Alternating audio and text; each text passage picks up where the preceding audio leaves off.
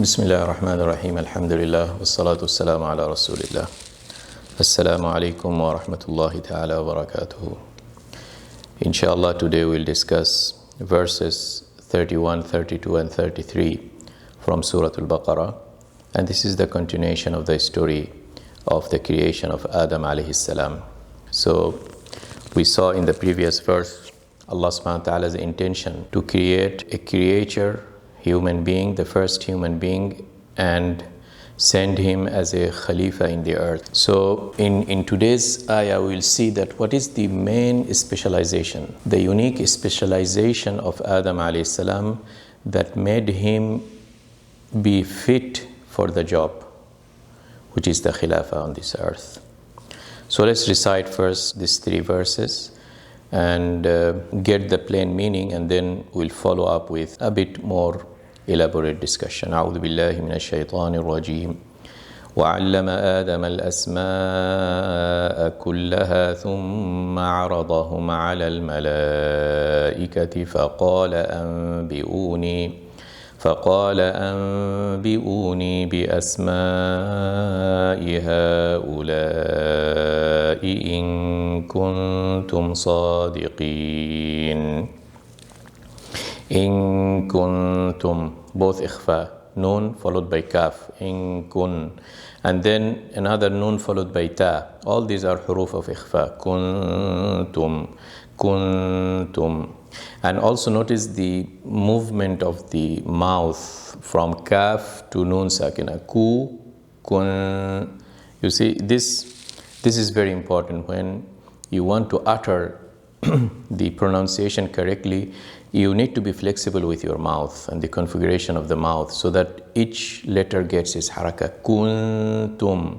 See, the configuration is very important. What is the meaning of this verse? وَعَلَّمَ آدَمَ الْأَسْمَاءَ كُلَّهَا. And Allah subhanahu wa ta'ala taught Adam the names of all things. أَسْمَاءَ كُلَّهَا. ثُمَّ عَرَضَهُمْ عَلَى الْمَلَائِكَةِ. Then He presented them to the angels. Allah presented these names to the angels.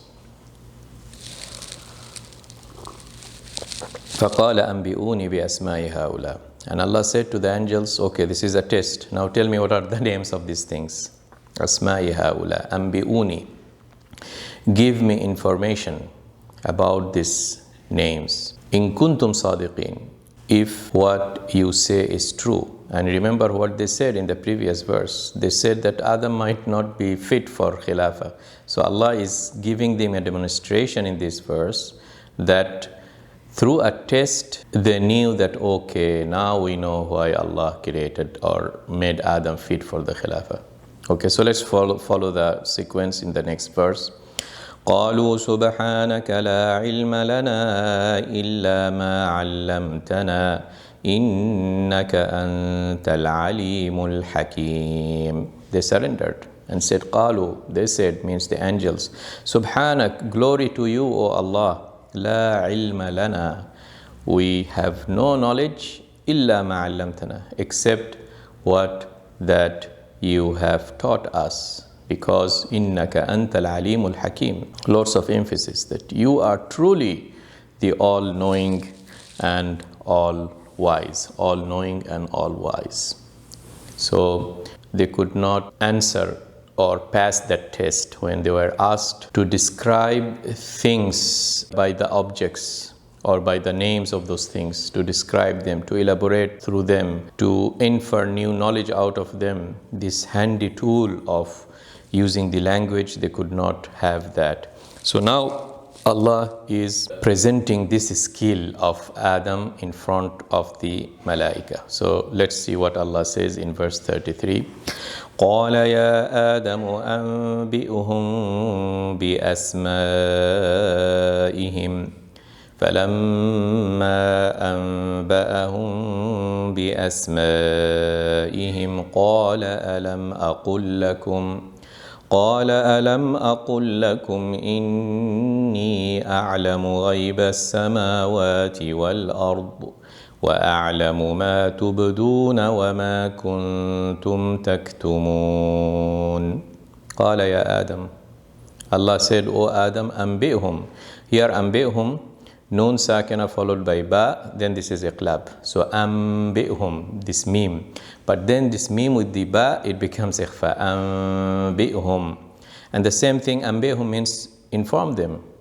Now use your God-taught knowledge of the language and express yourself in front of the angels with these objects, which are the names. Use these names and start doing this wonderful art of language in describing them, inferring knowledge, inferring the what not out of it, the logic and the knowledge and the language. You see, these are the things. Anbi'hum, tell them bi asma'ihim, with these names of those things, asma'ihim. Here, anbi'hum bi asma'ihim. Anbi'hum ends with the mim sakina, then followed with the ba. Anbi'hum bi asma'ihim. So what will happen here? Again, this is an ikhfa. Mim sakina followed by anbi'hum bi asma'ihim. Falamma anba'hum bi asma'ihim. Then Adam alayhi salam immediately passed the test, because he had that ration, that aql, that ability to express by his tongue, and also this internal capability of a generative language, that with limited knowledge of these things, immediately in his brain, with the inspiration of Allah subhanahu wa ta'ala, he is able to use this handy tool to start inferring knowledge and generate unlimited information from these very much limited resources. Okay, this is the anbi'hum bi asma'ihim.